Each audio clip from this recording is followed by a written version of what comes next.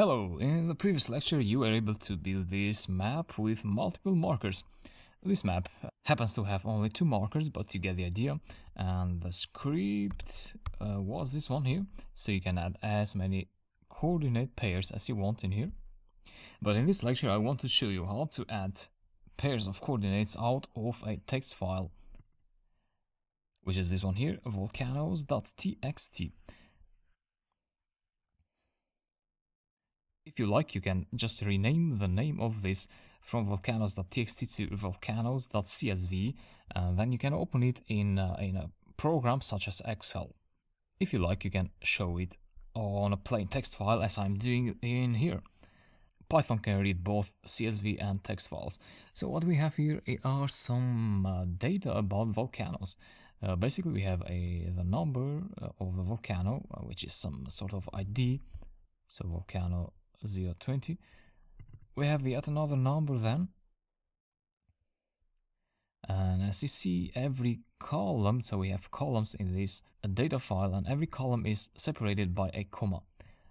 This is the name of the first column, the first value of this first column is this one here. Then is the name of the second column. The first value of the second column is this one here. Then the second value of the second column is this, and so on. And then we have the name column, the name of the volcano in here. The name is here, Baker, and then the comma starts here, which means that location is this one here, US Washington. Then we have the status historical for the first volcano. And then we have the elevation, which is this one in here. I'm not sure whether these are in feet or meters, but you can find that out. If you're curious, you can do a research for this particular volcano and compare the elevation. Anyway, then we have the type of the volcano. You have the time frame, which is D3. I'm not sure what this means. D4. And so then lastly, this is where we're interested about. We have the lat and lon columns. So this is lat, which means latitude, and this is longitude of the volcano. So you need these two numeric values in order to map the features, so the volcanoes, into a map, in this case into a volume map. So this has around 63, actually 62, 63 including the header of the data. And so how do we load this file into Python? Well, to load that file into Python, let me clear the terminal. And you'd first need to install a very useful library called pandas. We're going to use this library later on, so I'm not going to explain pandas in detail for now, because we were just using 1 or 2 of its functions, which I'll explain in this lecture. So go ahead and install pandas if you don't have pandas. Pip install pandas or pip3 install pandas, depending on how you have configured Python. And then you can go ahead and open a Python session. Import pandas.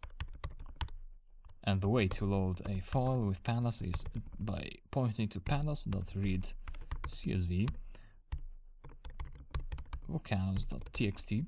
Make sure that your Python session has been opened in the directory where your volcanoes.txt file is. So for instance, my session is inside mapping folder, which is this one here, so I can just pass the file name.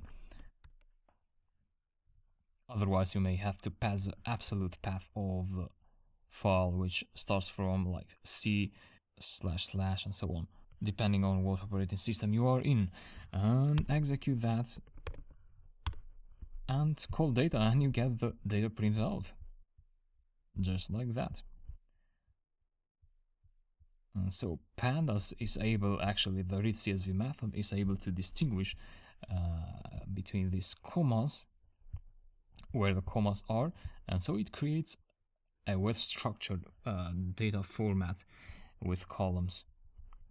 So if you go down here, So you have some columns here, column, and then up to the end. And then you have other columns because Python cannot print out. Actually, the terminal doesn't allow you to have all the columns in one inside with this area here because it would be too much. Anyway, you have status, elevation, type, time frame, lat, and lon. So that's about the data. Now you need to figure out a way to iterate through that data frame. So this is called a data frame. So the data object is called a data frame. You can check its type actually. Pandas core frame data frame. So what I'm thinking of is to actually create two lists out of these data frame columns. So to put the latitude column in a Python list and the longitude column in another Python list. And so that we have a native Python object, which is a list, and then we can iterate through that list using the for loop. So let me try to do that. Import pandas, and then create the data frame object. So loading the data, read CSV volcanoes.txt, and yeah, that's it. So how do we convert a data frame column into a list? Well, the way to do that is by just doing, let's say L or lat equals to data, and then the name of the column, which is lat. So you can get a list of columns, by the way, by doing data.columns. Here you see you have a lat and a long column. Then you do lat equals to list data lon in square brackets, close it. And so what you did here is data with the lon attribute there will return a series object, but that series object we are converting it into a native list. So that will be a Python list. This will also show up as a similar object. So this is a series object, and this is a list, but I prefer to work on a list because working on lists is faster than working on data frame series. So the idea is to have two lists here. That equals to list data lon. Copy that, paste it here, and the same thing goes for longitude. So lon, lat, and lon lists.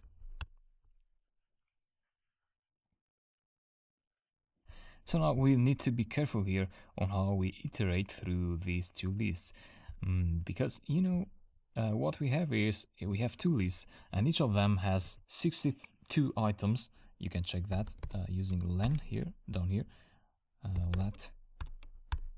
So it has 62 items, and the same goes for the longitude list.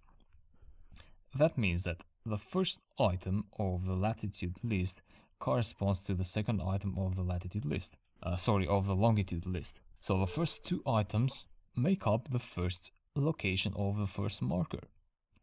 That means that in the first iteration we need to extract both locations. So actually this sort of structure won't be appropriate anymore. What you need to do is you need to go through, let's say, lat and lon variables. When you iterate through two lists at the same time, you need to use the zip function, and then it goes lat and lon. So basically what this function does is like this. Let's say for I, j in zip, let's say the first list is 1, 2, 3, and the second is 4, 5, 6. print I and J. So this is what happens.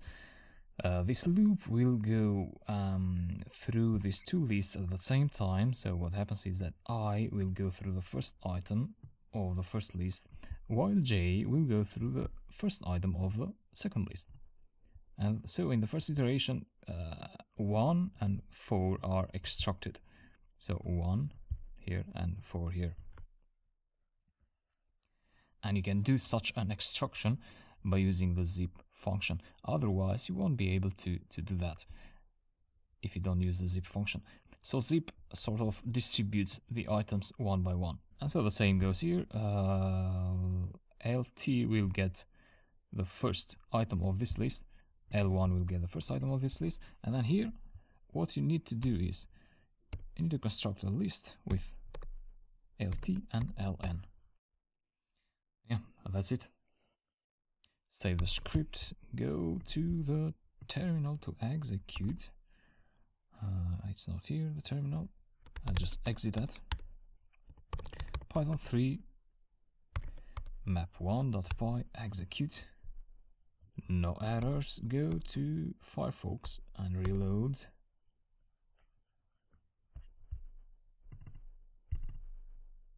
And I've got no markers for some reason, but I didn't get an error. So this is one of those scenarios where you don't get an error in the terminal. So in that case, you need to double check your code carefully. So data pandas 3 CSV lat list data long. Here's the error. So what's happening is that I'm assigning the wrong column to the latitude list. So let me change the order and try again. So don't get intimidated by errors. Errors happen all the time. You just need to be cold-blooded and read the errors if you get any error here, and also look at the code carefully. And let me reload. I've got some markers now.